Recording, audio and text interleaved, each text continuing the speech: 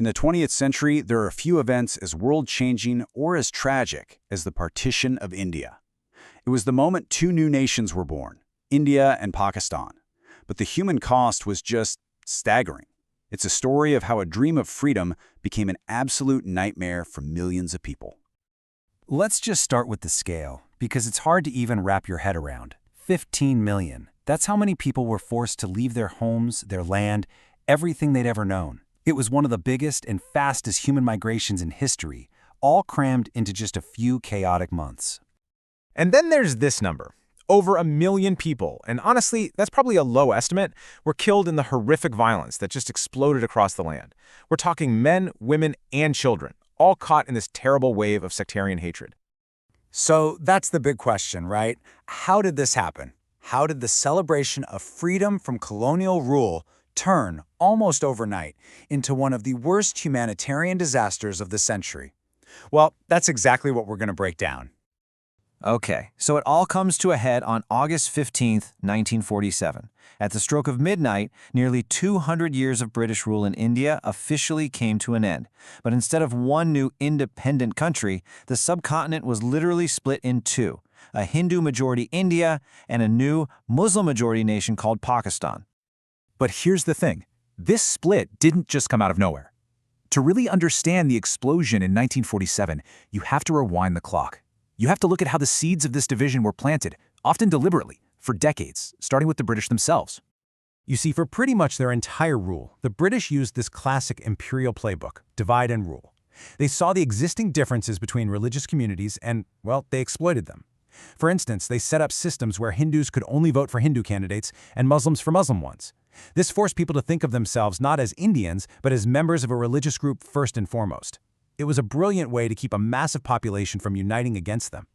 Now, in this environment of division, a really powerful and ultimately decisive idea took hold. It was called the two-nation theory. It was pushed hard by a political party called the Muslim League, and the core idea was this. Hindus and Muslims weren't just followers of different faiths. No, they were two completely separate nations that couldn't possibly live together in one country. And this quote from Muhammad Ali Jinnah, who is the leader of the Muslim League, just lays it all out there. He's not mincing words. He's saying these are two different civilizations, and because of that, a peaceful, united nation is basically impossible. So what you had were two massive political movements on a total collision course. On one side, you have the Indian National Congress, with leaders like Nehru and Gandhi. Their vision was for one united, secular India, where your religion didn't matter. But on the other side, the Muslim League was saying, no way. They were convinced that in a united India, Muslims would always be a minority and would have no real power. The only answer, for them, was a separate country, Pakistan. All right, let's jump forward to the final decade before independence. This is where things really start to spiral out of control. A series of failed political deals and just horrifying outbreaks of violence pushed things past a point of no return. Partition went from being an idea to seeming like the only awful option left. And this timeline just shows you that downward spiral perfectly. You see this tiny glimmer of hope way back in 1916, but then it's just failure after failure. The real last chance was in 1946 with the Cabinet Mission Plan. It was Britain's final shot at keeping India united. It failed. And then, just a few months later, came the final straw, Direct Action Day. The Muslim League called for protests, and it turned into absolute carnage in Calcutta. Thousands were killed. After that, the idea of a peaceful, united India felt like a fantasy. So this brings us to the final frantic act. You've got Great Britain totally exhausted and broke after World War II, just desperate to get out of India. So they decide to rush the whole thing. Independence, partition, all of it, at a speed that was guaranteed to be catastrophic. And the man in charge of this mad dash was Lord Mountbatten, the last British viceroy. He shows up in March of 1947, and his orders are simple: transfer power and get out. Fast. He saw the violence escalating and believed that a quick, surgical cut was the only way to avoid an all-out civil war. The problem is, his speed ended up being absolutely lethal. So here's the plan he announced in June. It was brutally simple.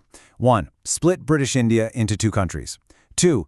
Carve up the huge provinces of Punjab and Bengal where Muslims, Hindus, and Sikhs had lived together for centuries. 3. Let the hundreds of other princely states decide for themselves who to join, a move that would create its own powder keg in places like Kashmir.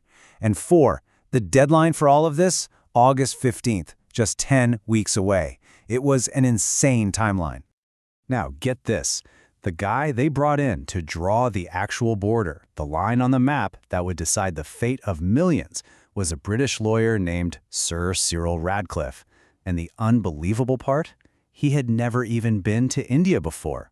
He was given 5 weeks, outdated maps, and was told to draw a line through villages, farms, and even houses. It was a recipe for absolute chaos. So now, let's leave the high-level politics behind for a second. Because while politicians were drawing lines on a map in Delhi, on the ground, for millions of ordinary people, the world was ending. The announcement of this new border unleashed an apocalypse. The fallout was just a complete humanitarian catastrophe. You had 15 million people suddenly becoming refugees in the land of their birth. Horrific massacres swept through Punjab and Bengal as mobs attacked people heading in both directions. In many places, law and order just ceased to exist. Neighbors turned on neighbors, and families were just ripped apart, with so many people never finding their loved ones again. And in the middle of all this madness, you had Mahatma Gandhi, the man who had dedicated his entire life to a free, united India. He was absolutely heartbroken. He had fought against the idea of partition with everything he had, and now he was watching his dream of a peaceful nation go up in flames. He spent his final days walking through the riot-torn villages, just begging people to stop the killing. And the tragedy is, the violence of 1947 didn't just end. The partition didn't solve the problem. In many ways, it just created new ones, drawing new battle lines. It left behind this toxic legacy of hatred and suspicion that haunts South Asia to this very day. And you can see that long shadow right here. The fight over Kashmir?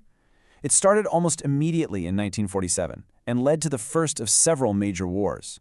Since then, the two nuclear-armed countries have been locked in this cycle of tension, conflict, and a deep, deep mistrust that you can trace right back to the trauma of partition. Which brings us to a final, really difficult question. It's been over 75 years. Are those deep, traumatic wounds from 1947 finally starting to heal?